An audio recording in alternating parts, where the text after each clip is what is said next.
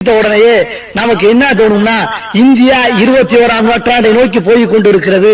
எப்படி போகிறோம், எந்தெந்த துறையிலே எந்த வளர்ச்சி அடைந்திருக்கிறோம், எங்கே வீழ்ச்சி அடைகிறோம் என்பதைத்தான் நாம் சிந்திக்க வேண்டும். ஒவ்வொரு நாடும் ஒவ்வொரு இடத்திலே சிறப்பாக இருக்கிறது. சீனாவை பார்த்தால் உழைப்பிலே சிறப்பு இருக்கிறது. அமெரிக்காவிலே பார்த்தால் வல்லரசு நாடாக திகழ்கிறது. ரஷ்யா ஒரு காலத்திலே கம்யூனிசத்திலே சிறந்து விளங்கியது. ஆனா இந்தியா எங்கே சிறப்பாக இருக்கிறது நம்ம கொஞ்சம் யோசிக்கணும்.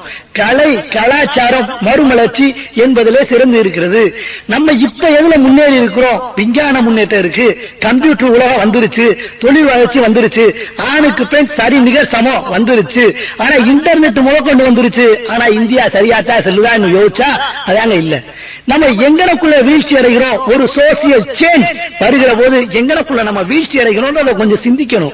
அடிப்படை ஒரு விஷயத்தை பார்க்கலாம். இன்னைக்கு நம்ம எல்லாரும் ஒன்றை நன்றாக சிந்திக்கிறோம். ஒரு குழந்தை பெற்று இந்தியாவிலே வளர்க்கிறது எவ்வளவு கஷ்டமான விஷயம் எல்லாத்துக்கும் தெரியும். இந்த நர்சரி ஸ்கூல் இருக்கு பாருங்க, இந்த நர்சரி ஸ்கூல்ன்ற விஷயமே ஒரு ஆச்சரியமான விஷயம்.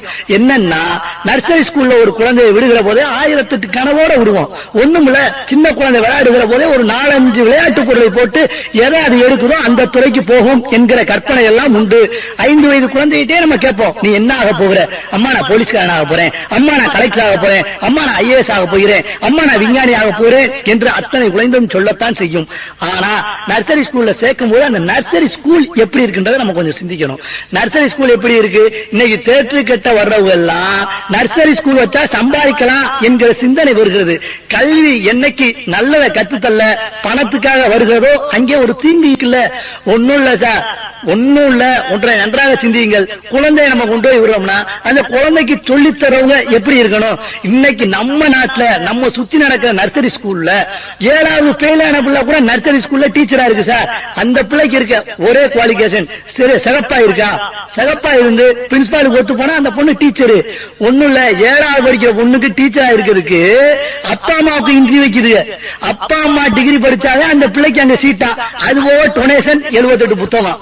இந்த நர்சரி ஸ்கூல் எப்படி ஆரம்பிச்சுன்னு தெரியுமா இல்லையா?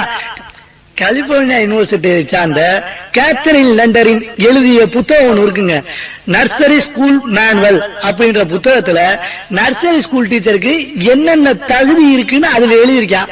அதை படிச்சு இங்க நர்சரி ஸ்கூல் நடத்தினா பரவாயில்ல. இங்க இருக்க நர்சரி டீச்சர் என்ன பண்ணும்னா ஒரு 90 பிள்ளைய கூட்டு வந்து 10வது பாஸோ பெயிலோ 7வது பாஸோ பெயிலோ அந்த பிள்ளை போட்டிருக்கிறது ஒரு ஹேண்ட்பேக், அதுக்குள்ள ஒரு சீப்பு ஒரு பவுடர் டப்பா. இந்த பிள்ளை நம்ம பிள்ளைக்கு பாடம் நடத்தி நம்ம பிள்ளை எதிர்காலத்தை நோக்கி எப்படி போகும்ன்றேன். அடிப்படையில நம்ம குழந்தைய எப்படி வளர்க்கிறோமோ அது மாதிரி தானே இருக்கு. ஜெர்மன்ல அப்பா அம்மா வேலைக்கு போனா பாதுகாக்கக்கூடிய ஒரு இடம் நர்சரி. அந்த நர்சரி ஸ்கூல் இந்தியாவில் தோன்றியதில் தவறே கிடையாது. ஆனால் அந்த நர்சரி ஸ்கூலை செயல்படுத்தும் முறை எப்படி இருக்கணும்? ஒன்றுமில்லை, 30 ஆண்டுகளுக்கு மேலாக ஆராய்ச்சி பண்ண விஷயத்தை உங்களுக்கு ஒண்ணு ரகசியமா சொல்றேன், கேட்டுக்கோங்க. 3 வயசுல இருந்து 8 வயசு வரை தாங்க மூளை வளர்ச்சி அதிகமா இருக்கின்றா. அந்த நேரத்தில் இந்த பிள்ளையை நர்சரி கொண்டு போய் பிள்ளைகளை ஸ்கூல்ல போய் விட்டு இந்த பிள்ளைக்கு 78 புத்தகம் ஏகப்பட்ட ஹோம்வொர்க் கொடுத்து ஒரு குறிஞ்சி மேல ஒரு பெரிய கல்லை வச்ச மாதிரி அந்த பிள்ளைய பாடா படுத்தி பிள்ளை டீச்சரை பார்த்தாலே ஒரு பயம் வருது. ஸ்கூல்ல இப்படிதான் ஒரு தடவை என்ன போச்சு, மத்தியானம் சாப்பிட்டு முடிச்சவனு ஒரு வகுப்பு எடுப்பாங்க. மத்தியானம் ஃபர்ஸ்ட் அவர் அதே வாழ்க்கையை வெறுத்துக்கிட்டு இருப்பான். அந்த நேரத்துல ஒரு வாத்தியார் என்ன பண்ணாரு, மரத்தில வச்சு ஒரு கிளாஸ் எடுத்தாரு. மரத்தில வச்சு கிளாஸ் எடுத்தாரா, சாப்பிட்ட மனுஷன் தூங்கி போனாரு. வாத்தியார் தூங்கி போன உடனே முன்னாடி 10 பேர் உட்கார்ந்து இருந்தாங்க. 10 பேர் உட்காந்து கிளாஸ் கேட்டுக்கிட்டு இருக்காங்க. முன்னாடி உட்காந்து இவர் சாப்பிட்டு தூங்கி போனாரு வாத்தியார். முன்னாடி உட்கார்ந்து இருந்தவன ஒருத்தர் தேல் கடிச்சு பிடிச்சு. தேல் கடிச்சா கத்துவானா இல்லையா? அவன் கத்தல, கம்முன்னு பல்ல கடிச்சுட்டு உட்காந்தான். பல்ல கடிச்சு உட்கார்ந்தவன திடீர்னு வாத்தியார் முழிச்சுட்டாரு. முழிச்சவன பார்த்தாரு, ஆஹா மாணவா தேல் கடிக்குது, என்னடா கத்த மாட்டேன்ற அப்படின்னாரு. நான் கத்தல, ஏன் தெரியுமா அப்படின்னா. என்னாரு? கத்தா நீங்க என்ன பண்ணுவீங்க அப்படின்னா. கத்துனா நான் முழிச்சுவேன் அப்படின்னா. முழிச்சா நீங்க என்ன பண்ணுவீங்க? பானை நடத்துவேன் அப்படின்னாரு. இதுக்கு தாயா தேல் கடிய கூட தாங்கிடுவேன், ஆனா ஓம் கடி என்னால தாங்க முடியாது சாமி அப்படின்னா. அப்படி அதே கடிச்சு கொதறி ஸ்கூல் லெவல்ல இதுல பரவாயில்ல, இங்க நகரங்கள்ல பரவாயில்ல. நான் கிராமங்கள்ல சில பள்ளிக்கூடம் நடத்துவாங்க பாருங்க, கொன்றுவாங்க. அந்த பள்ளியில ஒரு பள்ளியில ஒரே ஆசிரியரா இருப்பாரு. வரலாறுனாலும் சரி, புவியியல்னாலும் சரி, தமிழ்னாலும் சரி, இங்கிலீஷ்னாலும் சரி, எல்லாத்துக்கும் ஓராசிரியர் பள்ளினே பேரு. அங்கேயும் ஃபர்ஸ்ட் குரூப் இருக்கு, அங்கேயும் பிராக்டிகல்ஸ் இருக்கு. ஆக பள்ளிக்கூடங்கள் சரியாக இருக்கிறதா அப்படின்னு சிந்தித்து பார்த்தா அது கிடையாது. சாதாரணமா யோசிச்சு பார்த்தோம்னா பள்ளிக்கூடத்துக்கு பிள்ளை அனுப்புறதே பயமா கிடக்கு. இந்த பத்திரிகையெல்லாம் வந்துருச்சுல, இந்தியாலாம் உலகத்துல எங்க நடந்தாலும் என்ன நடந்தாலும் யாருக்கும் தெரியாது. டெய்லி பத்திரிகை படிக்கிறோம்ல, ஆசிரியர் பாடம் நடத்துவாரு. அந்த காலத்துல சொன்னாங்க மாதா பிதா குரு தெய்வம்னு. குருன்றது தெய்வத்துக்கு அடுத்தபடியா சொல்றாங்க, தெய்வத்துக்கு முன்னாடி சொல்றாங்க.